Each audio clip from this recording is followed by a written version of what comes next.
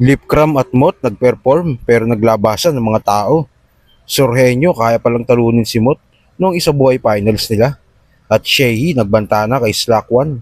Alamin natin ng mga yan, so tara. Isa nga si Mot at Lipcram sa tinuturing ngayon na heavyweights ng flip top. Pero bago pa man nila maabot ang respeto ng mga tao, dumaan din pala sila sa panahong nag-perform sila na nag-uuwian na mga tao. Sinabi to ni Lipcram sa review niya nang makita niyang nag-uuwian ng mga tao sa round 3 ni Bagsik. Naglalabasan mga MCU. Poison. Kahit mukha, Piston. bugbog sarado, ping. Tangin mo, opener yan. Ring. Ayun yung mapapansin mo. Mong armas. Yung sa... Last. Game. Ayun, nag-uwian na. Lalabasan na. Game. Sobrang dragging na ng performance Yo! na pag ganun. Ayun ang pinaka... Ang hirap para sa isang artist or battle MC yung nagpe-perform ka tapos naglalabasan na. Naranasan ko yan dati. Yung panahong ano pa. Yung no-namer ka pa talaga. Minsan pinapakanta na yung special guest tapos kayo na lang dito doon tapos maglalabasan na yung tao. Parang ang bigat sa damdamin nun. Kaya si Bagsik, tignan nyo, hindi ko alam kung totoo pa ba yung ubo niya. Sinapapansin niya rin yun na may nag-aalisan na. Ang dami na nag-aalisan. Tanga na parang pumalakpak na lang yung tao kasi yes, tapos na. Hindi, joke lang. Ang hirap ng ganun, no?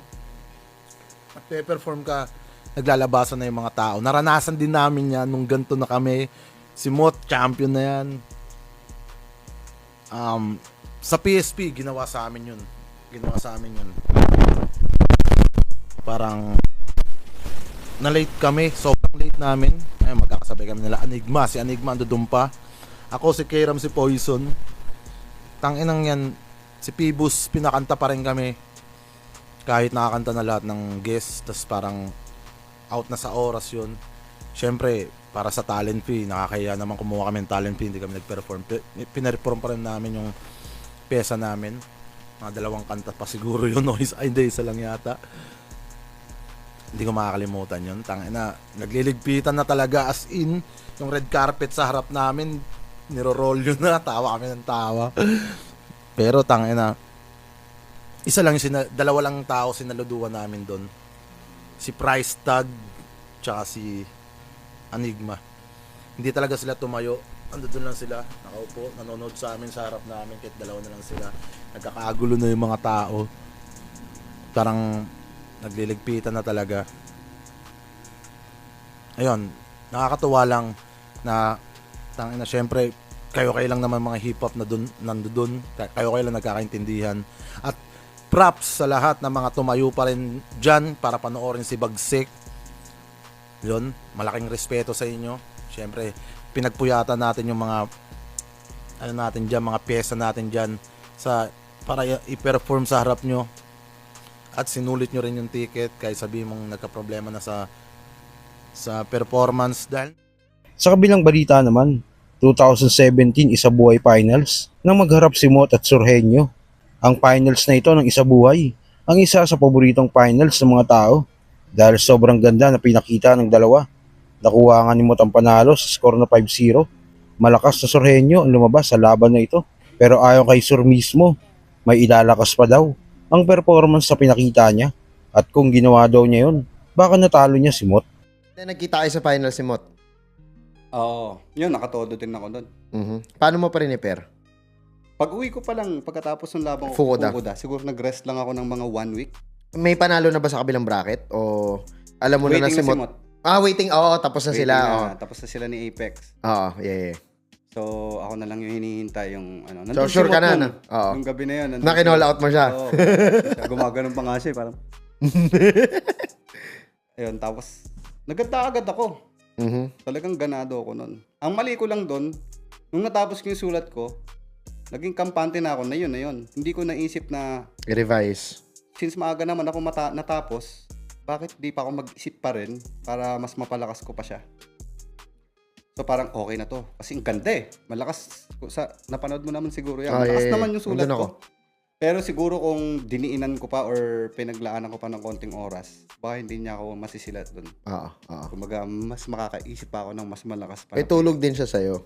Oh, Pero Mot is ano rin that time eh, no? Prime din niya eh, no? solid. Ano yun, taon niya talaga yun. Kasi ano lang ako Kinuha nun eh, niya dark lahat. horse lang ako nun eh. Oo. Hindi nga akong ine-expect na makaharap niya eh, di ba? Okay. Tumuodo din ako nun. At yun, maganda naman ang kinalabasan. Ang bukang bibig nga ng kahit sila Kuya Luns sa coin toss nagkatalo eh. Tsaka kahit sino manalo sa inyo deserving. Oo. Nandito na yun sa point na yun eh, no? Solid. Okay. Ganda nung laban na yun. Tsaka ano eh, round 3 niya, nag-slam dunk reference siya. Okay. Marami akong pre-med nun Mhm. about sa slam dunk. Kasi may linya akong kainan eh, gano'n eh. Tapos siya yung nagsabi na hindi ka rin magkakampiyon tulad ng Shohoku. Oh. May mga pre-med akong nagawa nun na hindi ko na naibitaw kasi siya yung huling bumitaw. Hindi mo na last round mahahabol. niya. Hindi ko na, wala na akong rebat kasi tapos na ako eh. Mhm. Magaling din yung placing ng round niya. Sabi ko, putang ina. Which is, Parang na-appreciate din ako ng tao kahit di ako nanalo. May marami nagsasabi na dapat sa'yo yun. okay. Pero ako naman, tanggap ko naman na sa kanya yun. Kasi kung ako nag-judge sa kanya yun eh. Dahil nga, di mo nasagot yung huli na yun eh. Yun yung nagpanalo sa kanya eh. Yun yung sinasabing toss coin. Sino na una? Importante, sino may pantapos. Kumbaga, recency bias yun eh. Tapos di mo nasagot, alam mo yun. Yun, tapos ano? Ano yung recency bias? Yung pinakahuling rounds? Yeah, Yun yung tatatak. Gets. Tapos, ayun, nakilala din talaga ako nun. Tapos, total pares kaming kabitenyo ni Mot nun. Yes. Nagkaroon kami ng friendship. Tsaka si Mot, mabait talagang bata. Mabait talaga siyang tao, no? Talagang yun na lang talaga rin siya sa battle rap. Di lang din talaga siya magpapatalo. At sa huling balita, nakalagpas na nga sa kani-kanilang mga laban sina Slack 1 at Shay. Sa round 1 ng isa buhay, si Slack nanalo kay Krega. Boto ng Urado, advancing sa tournament, 5-0, magigay tayo lahat para i-Slack 1. At si Shay naman ay nanalo kay Bagsik. Ang boto ng Urado, 5-0, advancing sa isang buhay, magigay tayo lahat para i-Slack 1. Kaya sila na magtatapat sa second round ng isa buhay. Itong paparating na July 4, may post nga Shay sa kanyang page. Mukhang nasa magandang lugar ito. At may caption na, "The calm before the storm." Ang dating ng post na ito ni Shay, unos ang ipaparanas niya kay Slack 1. Unahan ko na ang batang to. Hindi mo kasalanan na matalo. Shay, kalaban mo. So kayo ba mga kuistin nyo? Kaya-kayang ma-upset ni Slack 1, Shay? Kung ano man sa loobin mo, comment mo lang sa baba. Mapag-usapan natin yan. So yun lang. God bless.